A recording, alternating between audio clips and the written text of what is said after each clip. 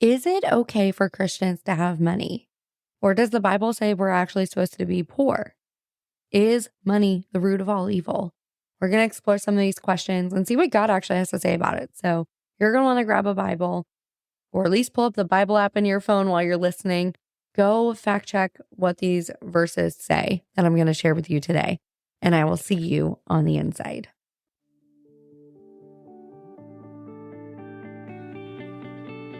Hey friend, welcome to Milk and Honey with Lemon. The Bible says in Numbers 14:8, and if the Lord is pleased with us, he will bring us safely into that land and give it to us.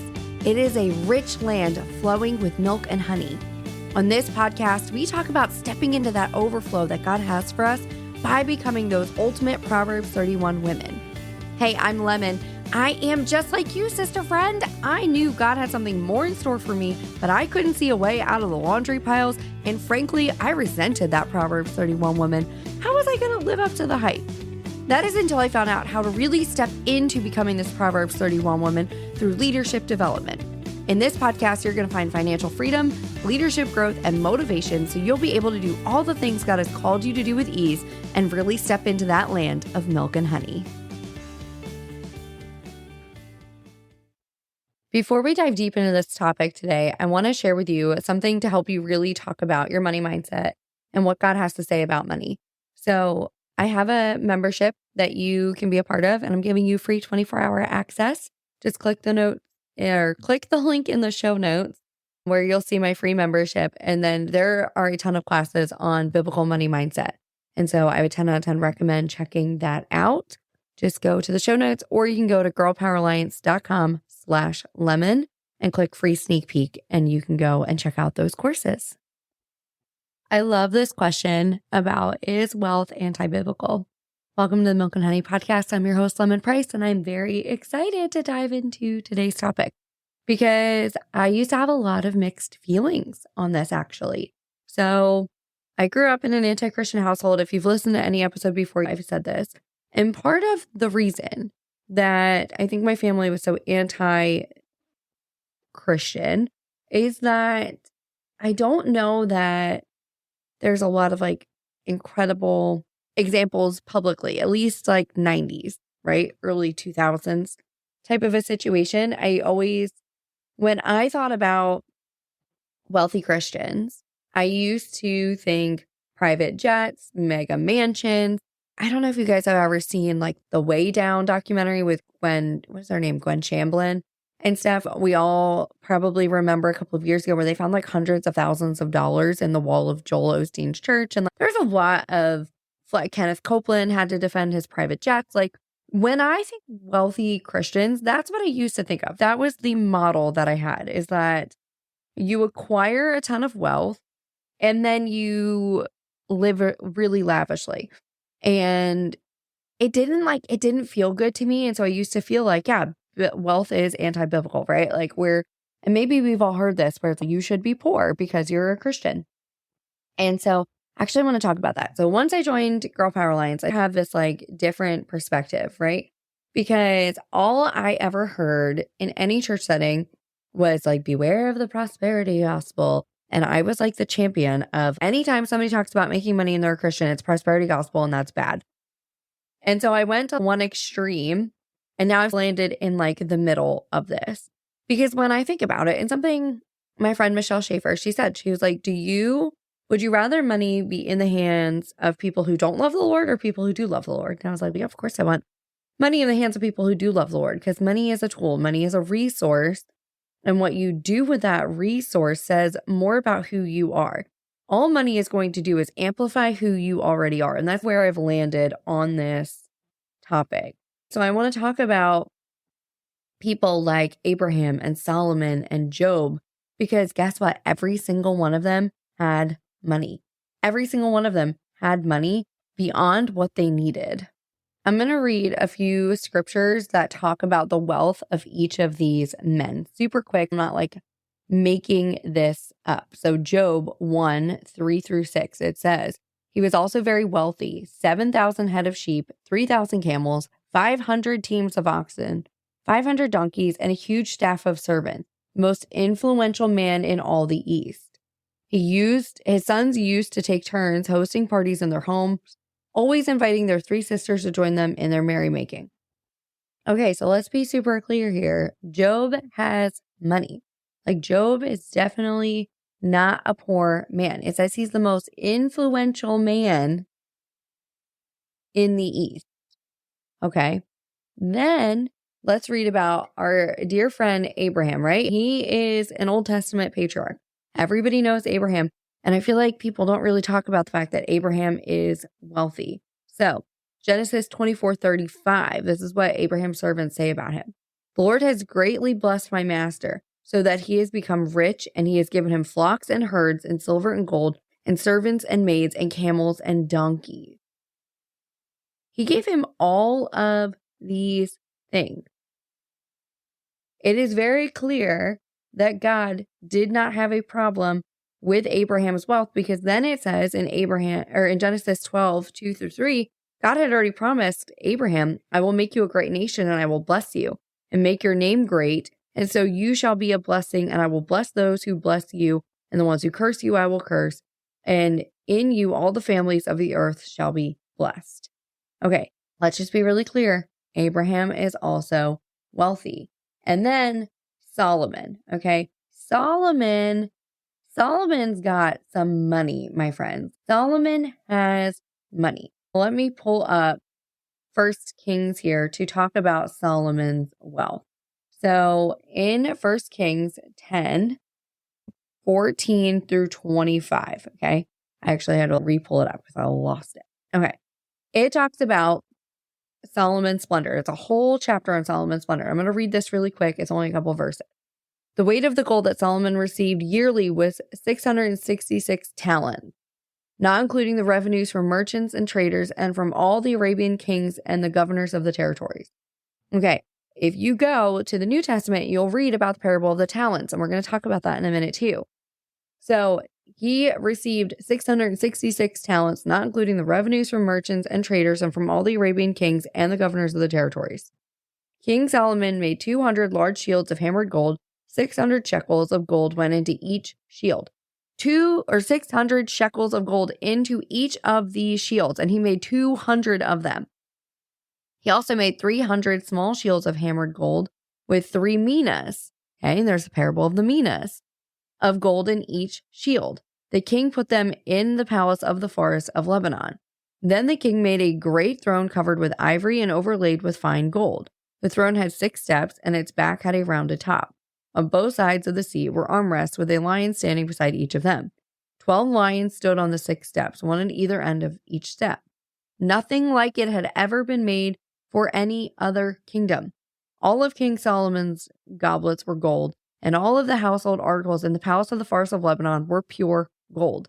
Nothing was made of silver, because silver was considered of little value in Solomon's days. The king had a fleet of trading ships at sea, along with the ships of Hiram. Once every 3 years it returned, carrying gold, silver, and ivory, and apes and baboons. King Solomon was greater in riches and wisdom than all the other kings of the earth. The whole world saw audience with Solomon to hear the wisdom God had put in his heart. Year after year, everyone who came brought a gift, articles of silver and gold, robes, weapons and spices, and horses and mules. So if you want to go read 1 Kings, I would recommend you go do that. Because again, God does not seem to have a problem with wealth. The problem is what people then do with that wealth. We all know that verse in Timothy, for it is the love of money that is the root of all evil. It is not money in and of itself. Money is just a resource. It is just a tool. It is just a vessel. It is the love of money that is the root of all evil. And so I want to be really clear. God is not telling you you have to be poor. When we look at Proverbs 31, right, it's this whole podcast, we're talking about the Proverbs 31 woman. And 10-31, it talks about the financial stability and the freedom that the Proverbs 31 woman has. She has multiple businesses. She has servants who work for her. Her family calls her blessed. Her husband has a great job, right? He's respected at the city gate.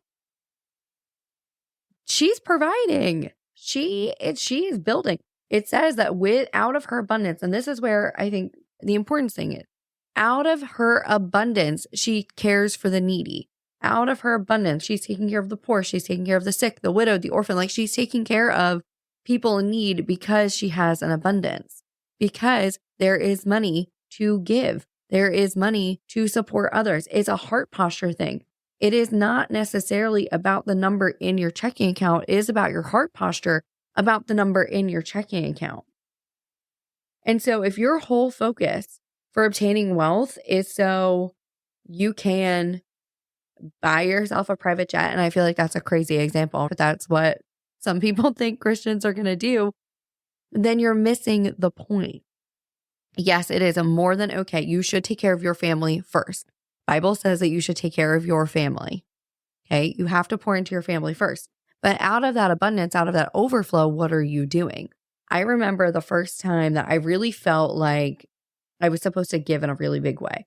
And so something my church does is they are really good about supporting ministry. So they gave, I think this year, like $130,000 away to different ministries and benevolence and all those kind of things. And there's a ministry that is near and dear to me. It's called Backpack Buddies, and it goes to feed children who are food insecure in the county. And so every Friday, teachers will put food for the whole weekend in their backpack while they're at recess or at lunch or at a special. So nobody ever knows who these children are. Nobody knows the program's happening or anything like that. It's very discreet. And so that ministry costs about $20,000 a year to run.